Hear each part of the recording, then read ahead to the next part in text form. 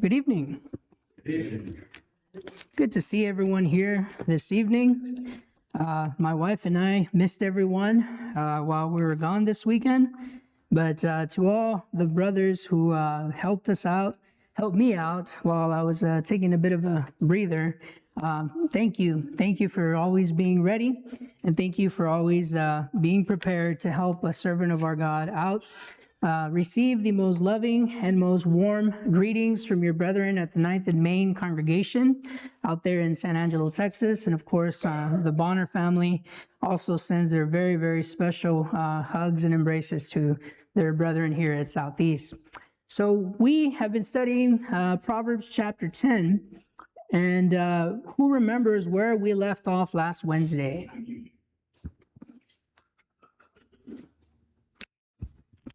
Through 14. Very good. Proverbs 6 through 14, right? And what have we been able to see about this section of Proverbs so far?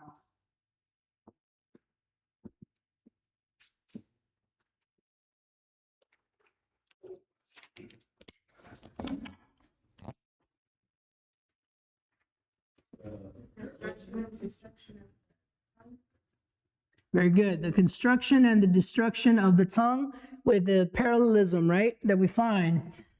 So we mentioned last week that we were going to see this in parallels with James chapter 3. Now, if you notice, I only put up there Proverbs 10, 6 through 10. Why did I do that? What is in Proverbs 10, 6 through 10, what is the focus on there as we read it? So remember, it's the construction and destruction of the tongue, right? So he who learns to speak wisely can learn to heal a community, but he who learns to speak foolishly will burn it down, right? So here in Proverbs 10, 6 through 10, we see that destruction or that construction to oneself, right? To oneself. Let's read it and then we will get into it. And again, last week, we mentioned that in James chapter 3, 1 through 12, we're actually going to see how they are paralleling one another as far as the thoughts. They're echoing or mirroring each other, if you will. But let's go ahead and start reading. We're going to read verses 6 through 10. If someone can please read that for us. Blessings are upon the head of the just, but violence covereth the mouth of the wicked. The memory of the just is blessed, but the name of the wicked shall rot. The wise will receive commandments, but a pretty fool shall fall. He that walketh uprightly walketh surely, but he that averteth his way shall be known. He that winketh with the eye causeth sorrow, but a pretty fool shall fall. Okay, so we begin then, of course, verses 6 through 10. Notice every one of those are showing us and teaching us about how our words, our communication can either be for edification or for destruction, right? They can either help us or they can hurt us. Beginning there at verse 6, blessings are on the head of the righteous, but violence covers the mouth of the wicked. Now I'm going to ask Sister Lucy if you can go to James chapter 3, and I'm going to have her read the verses that we're going to be paralleling with Proverbs, right? So that we can see this. So Sister Lucy, if you don't mind, can you read James chapter 3, verse 1 to start us off? My brethren, be not many masters, knowing that we shall receive the greater condemnation. Okay, so notice how what we're finding here in both sections, right, is a warning about the consequences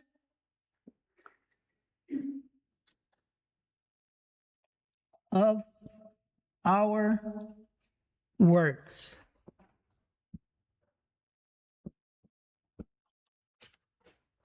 Now, it's interesting because in James chapter 3, verse 1, if I asked, what's the blessing that is mentioned by James there, what would you respond?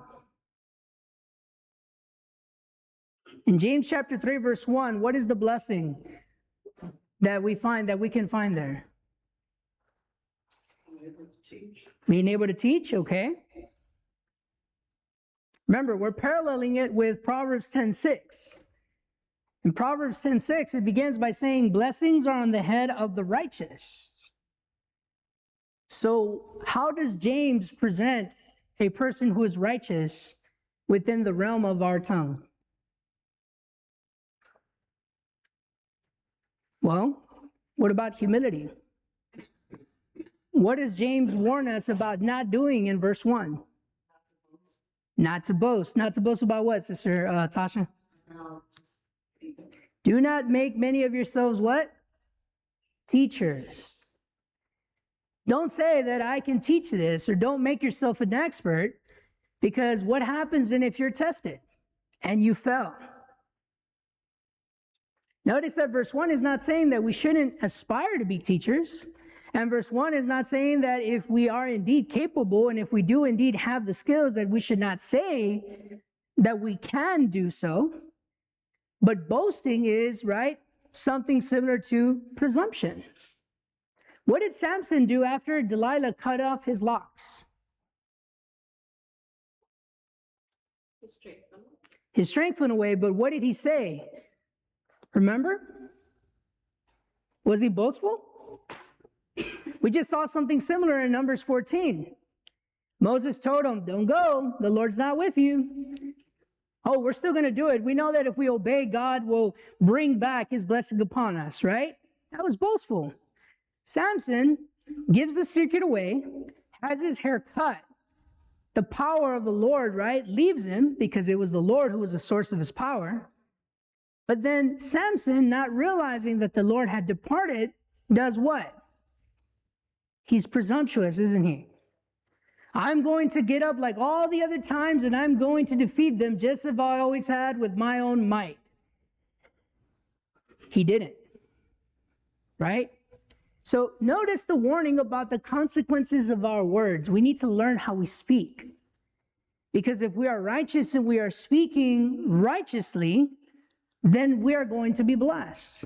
If we know what we're saying and what we're saying, we're doing it not in a spirit of arrogance, not in a spirit of contention, but with love and with humility, then we are not only going to be a blessing by using what we have, by sharing what we can share, but we too then will be blessed because people will then always recognize us as healers, right? They will always trust us to come to us because that person can give me wise advice. The last time they spoke to me, they gave me sound judgment.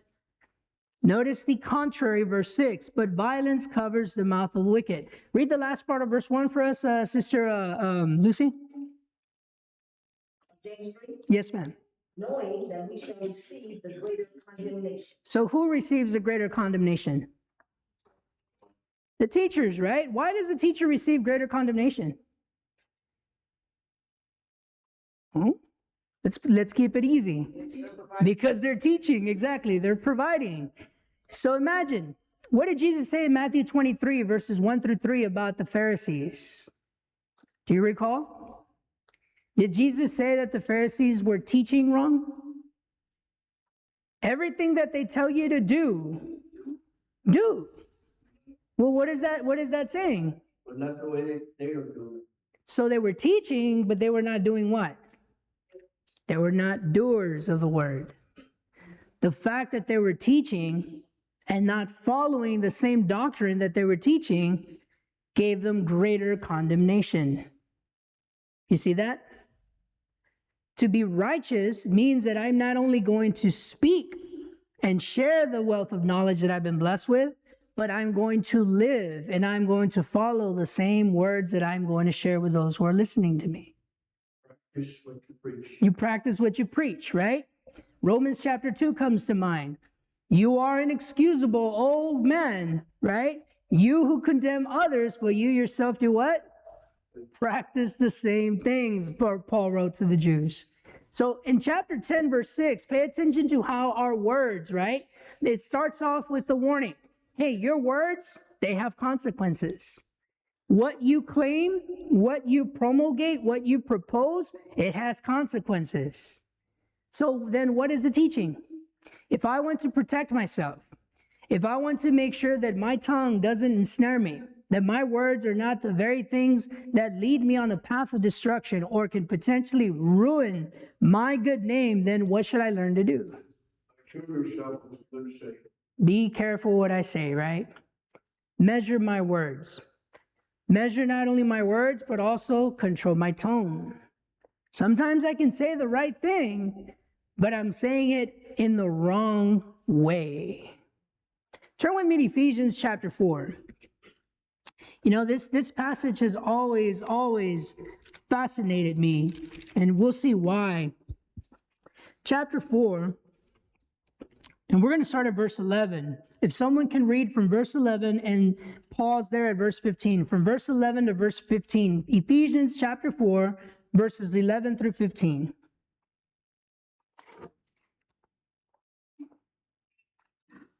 And he gave some apostles, and some prophets, and some evangelists, and some pastors and teachers, for the perfecting of the saints, for the work of the ministry, for the edifying of the body of Christ. We all come in the unity of the faith and of the knowledge of the Son of God, to a perfect man, unto the measure of the stature of the fullness of Christ, that we henceforth, being no more children, tossed to and fro, and carried about every wind of doctrine, by the sleight of men, and cunning craftiness, whereby they wait to deceive, but speaking the truth in love, may grow up into him in all things, which is the head, even Christ. So it's interesting because verse 11, the Bible says, and he himself gave some to be apostles, some prophets, some evangelists, and some pastors and teachers. What do these men all have in common? These specific talents that Paul mentions here, what do they all have in common? They all teach, right? They all impart a doctrine. They all impart teachings. But from whom did they receive it? From Christ. He himself gave. So who are they going to give a report to and how they imparted these lessons? You see, these men, Paul, what did Paul tell the Ephesian elders there at Miletus? That he did not do what? He did not shun to give them what?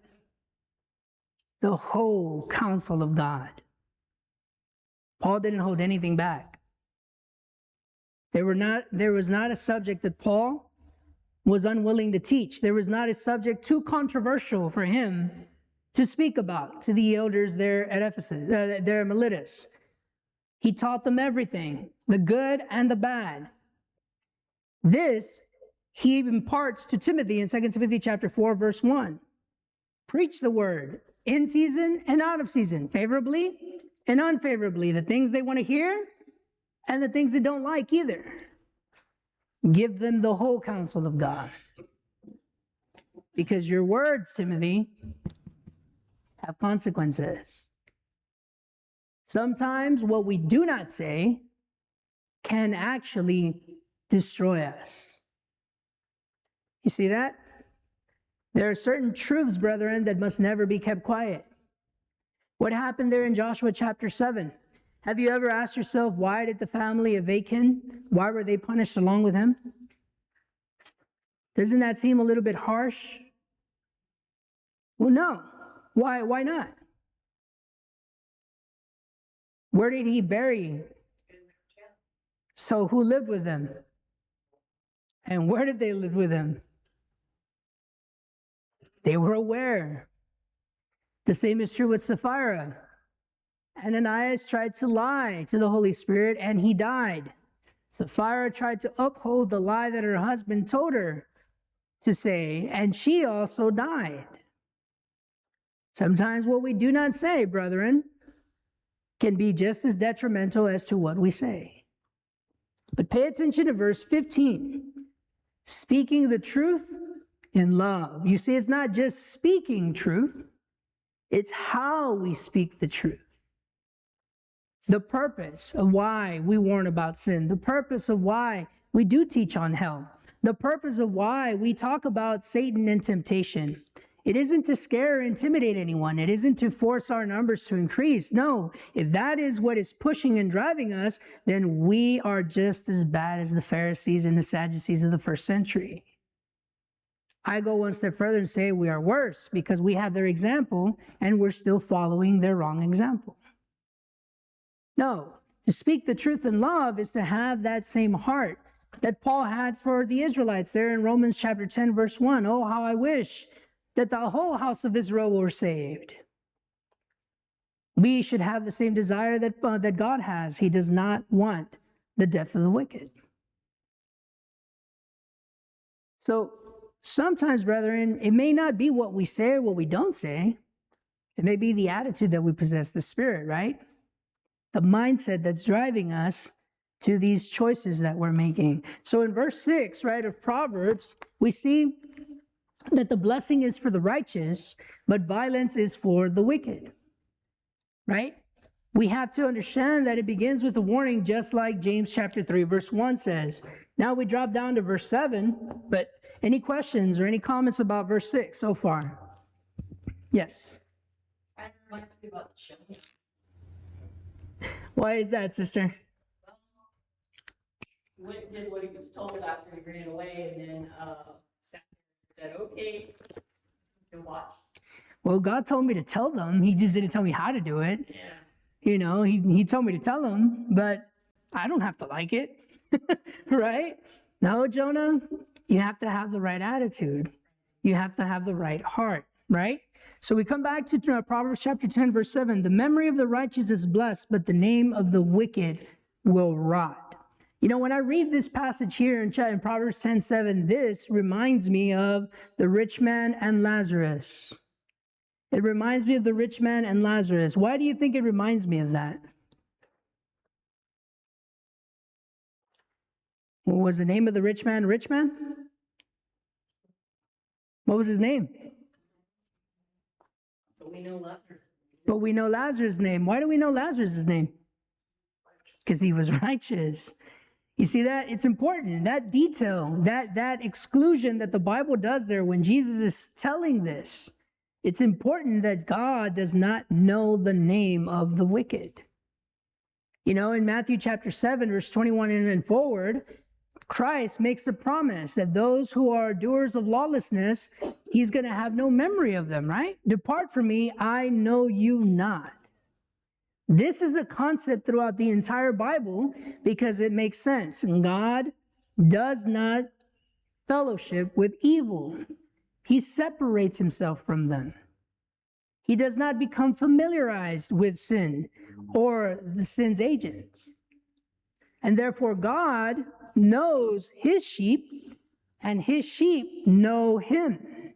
There in John chapter 10, Jesus says, I know my sheep, and I know them by name. Yes. On verse 7, where it says right there, the memory of the righteous is blessed. A righteous person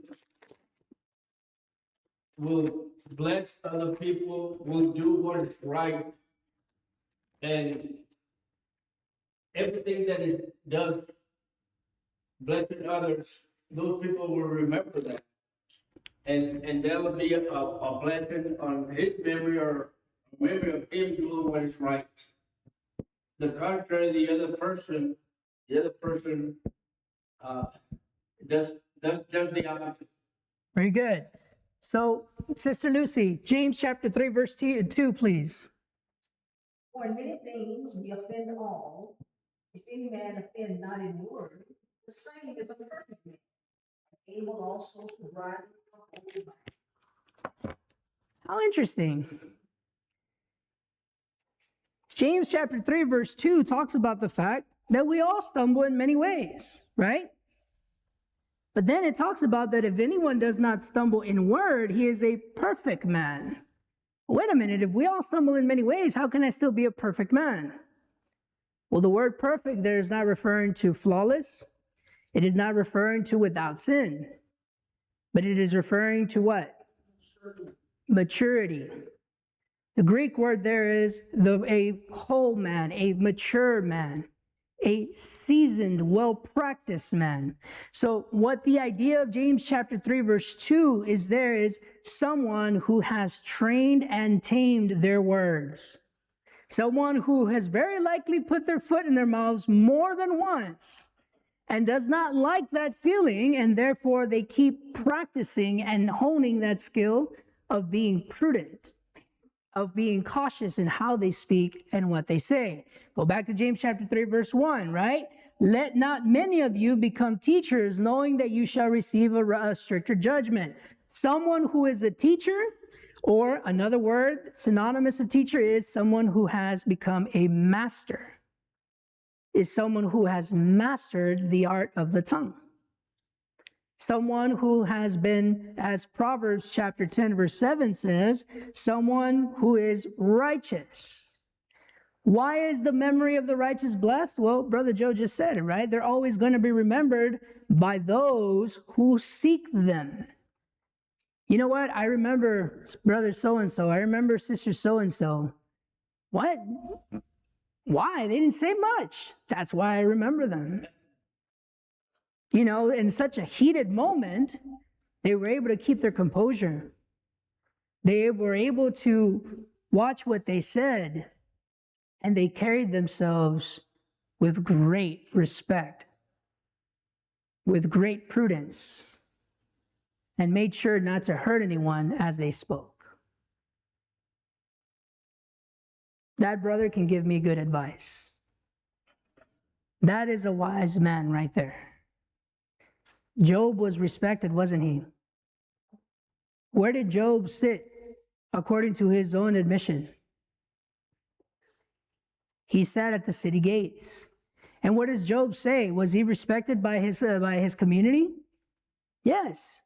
They sought him. What about Deborah? Was Deborah the judge respected by her community? She sat at the palm tree of Deborah, as it was known. They even named it after her, right? And they came to her for what reason? To be judged. What about Solomon? Was Solomon respected? Solomon was sought after by everyone. Everything that he did and he said was heard across the land, right? Even a queen of Sheba from the south came to hear him personally because she had been made aware of his wisdom and his righteous judgments, right? See, brethren, the memory of the righteous is indeed, right? It is a blessing. But it's because they have learned to temper their tongue. They've understood through their maturity, through their godliness, the immediate impact that a prudent tongue has. On the flip side, notice in chapter 10, verse 7, but the name of the wicked will rot. Who likes a busybody next to them? So I remember when I was a kid, we had a neighbor right in front of us. And this neighbor claimed to be a member of the Lord's church. But everyone in the community knew her because she knew everyone's business. And when I tell you she knew everyone's business, this woman knew dates, she knew times, she knew names, she knew facts. So the going joke in our home was, if you ever need to know anything about anyone, just go across the street and pick up one of the journals from that journalist, and you'll get everything you need to know. So guess how the neighbors reacted around her when she would appear at garage sales, or if she would appear at some kind of gathering from the neighbors. People would guard their words. People would go silent because anything this woman hears, the entire community is going to know. People like that, we're cautious around them, aren't we? Their name will rot.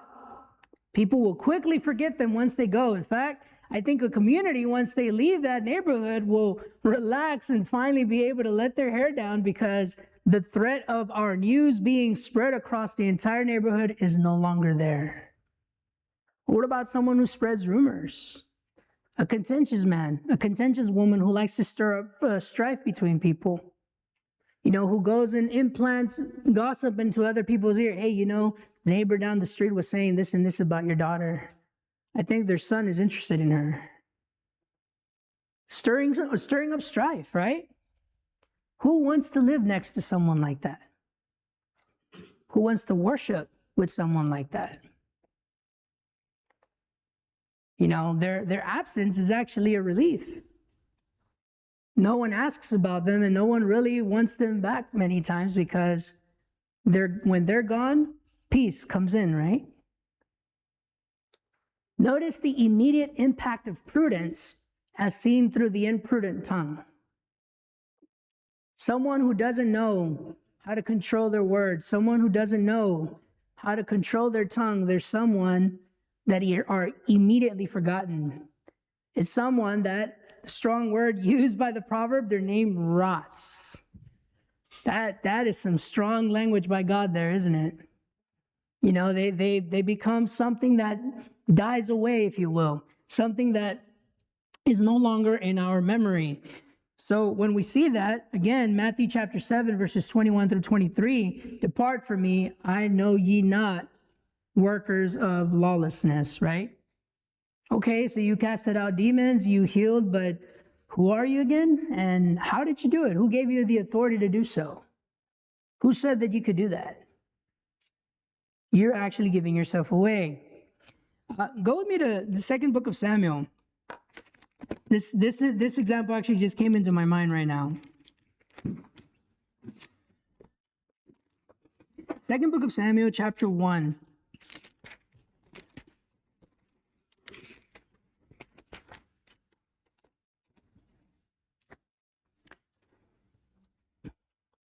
And we're going to read, beginning there at, I don't want to read it all, but I encourage you to read from verse 1. But I'm going to read beginning there at verse 5. So David said to the young man who told him, how do you know that Saul and Jonathan, his son, are dead? Then the young man who told him said, as I happened by chance to be on Mount Gilboa, there was Saul leaning on his spear, and indeed the chariots and horsemen followed hard after him. Now when he looked behind me, he saw me and called to me, and I answered, here I am. And he said to me, who are you? So I answered to him, I am an Amalekite. He said to me again, please stand over me and kill me, for anguish has come upon me, but my life still remains in me. So I stood over him and killed him, because I was sure that he could not live after he had fallen. And I took the crown that was on his head and the bracelet that was on his arm, and have brought them here to my Lord. Therefore David took hold of his own clothes and tore them, and so did all the men who were with him, and they mourned and wept and fasted until evening for Saul and for Jonathan, his son, for the people of the Lord and the house of Israel, because they had fallen by the sword. Then David said to the young man who told him, where are you from? And he answered, I am the son of an alien, an Amalekite. So David said to him, how was it that you were not afraid to put forth your hand to destroy the Lord's anointed? Then David called one of the young men and said, go near and execute him. And he struck him so that he died. What was the name of the man? We just know that he was from an Amalekite, right? From Amalek. What did this man do wrong? Go back to verse 6, verse 1, right?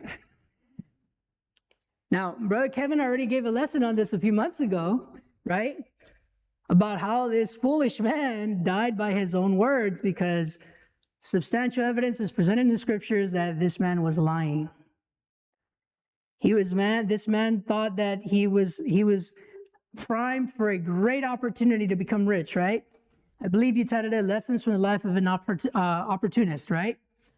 This man thought that by coming to David and telling him that his enemy, who was standing in front of the throne, that he would be exalted, that he would be given a great amount of money, and so on and so forth. But the weight of his thoughts fell short, didn't they? It got him killed. Didn't matter whether he killed Saul or not, because we know that he didn't. But the fact is that he claimed that he did, and therefore he got himself executed. Because the question that David asked him, how were you not afraid to lift your sword up against the anointed of the Lord? If you were from among here, you would have known that I didn't kill him when I had a chance. What makes you think I'm going to reward you? Think about that. So, the immediate impact of prudence If it was true that that man had the king's bracelet and that that man had the king's crown, he could have given that to the Philistines.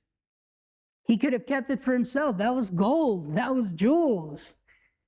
But this man's imprudence got him killed. So when we read Proverbs chapter 10, verse 7, as we do in James chapter 3, verse 2, notice the immediate impact of prudence. The immediate impact that we will find in our lives if we learn to measure our words. Verse 8, the wise in heart will receive commands, but a prating fool will fall. Sister Lucy, verse 3, please. Behold, we put bits in the horses' mouths, and they obey us, and we turn about their whole body. So, what is the purpose of the bits in the horses' mouths?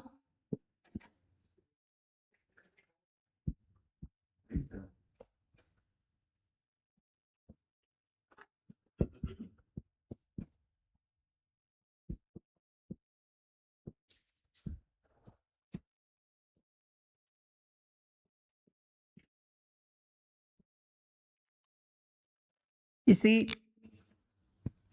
if you notice, there in Proverbs 10:8, who is the blessed man? The wise in heart. Well, why is he a blessed man? What makes him wise? He receives command. He takes instruction. He submits. His obedience is submission, right? What is the purpose of the bit in the mouth of the horse? It's a way of taming the horse, right? It's a way of taming a wild horse, to direct that horse.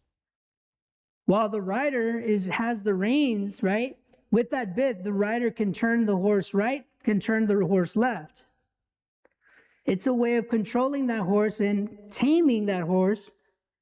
If it wants to go too fast or wants to jump or buckle, the rider will pull, right? He'll pull on that bit to control the horse. Notice that when we receive the commands, when we allow God to teach us, when we are wise in heart, meaning our mind is righteous, our mind is discerning according to God's word, well, we then will be able to live and avoid heartache, right? We will be able to live a life that is more peaceful as it pertains to us. There's still going to be turmoil. There's still going to be troublers and contentious people around us. The society is still going to be a challenge, right? Temptation will always present itself. But as far as our mouth being the one getting us in trouble, we're going to have the wisdom not to lie. We're going to have the wisdom to tame our words, to control our emotions when we speak. We're going to know how to speak and when to speak, where to speak. But a prating fool will fall. What is a prating fool? What comes to your mind when you think about a prating fool? What does it mean to be prating? Well, again, refer to James 3:1. Someone who makes a teacher of himself. Yeah, I remember there was like 67 men who wanted to take me down, and I just gave them one look and they all turned away. And then comes a 6'5", 300-pound man say, okay, well, let me test your strength, see how much of a bold man you are. His mouth got him in trouble, right? A prating fool is like a wild stallion. It's like a wild horse that hasn't been tamed. It is an animal, right? That is always just making all kinds of noise and being, the horse will beat its hoof on the ground trying to intimidate its possible predator, right? A prating fool is someone who talks too much. Someone who is always, right, boasting and always trying to make themselves more grandiose than what they actually are. Yes, ma'am? That reminds me of Haman.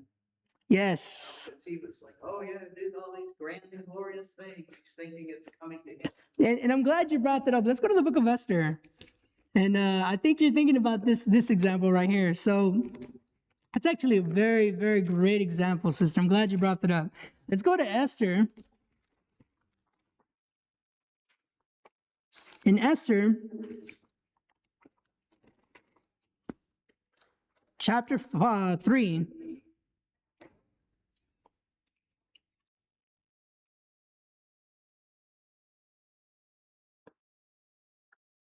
let me see if I can find it.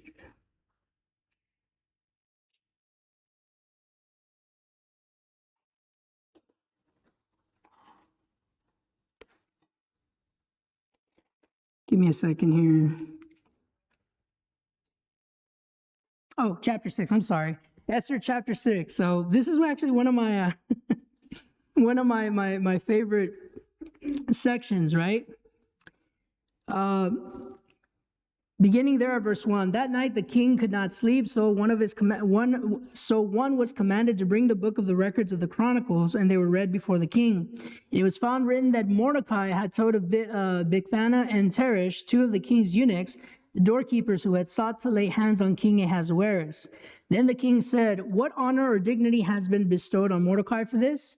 And the king's servants who attended him said, "Nothing has been done for him." So the king said, "Who is in the court?" Now Haman had just entered the outer court of the king's palace to suggest that the king hang Mordecai on the gallows that he had prepared for him. The king's servant said to him, "Haman is there, standing in the court." And the king said, "Let him come in." So Haman came in, and the king asked him, "What shall be done for the man whom the king delights to honor?" Now here's the part that always makes me chuckle. Now Haman thought in his heart, "Whom would the king delight to honor more than me?" If you remember the story, Mordecai was Haman's mortal enemy, wasn't he? Mordecai was a thorn in Haman's side. Notice that Haman had arrived, says verse 4, because he wanted to hang Mordecai. But instead, in verses 7 and forward, Mordecai is honored by the king because he saved his life. And I encourage you to read it at home. So Haman goes on this great idea, and he brings up all of these great suggestions because he thought he was going to be honored. And everything that he suggested was put upon Mordecai, his mortal enemy. You see, friends, self-control, right? Self-control. We have to first understand the matter before we respond to it. But if I just go off of my assumption, and if I just go off of my arrogance, well, like Haman, I may be embarrassed and I will be humiliated honoring one whom very likely is a thorn to my life. Our time is up. We will continue this in 2 weeks. Next Wednesday is the last Wednesday of the month. So we'll pick this up, Lord willing, in March. If you will, please bow with me as we end our night with the word of prayer.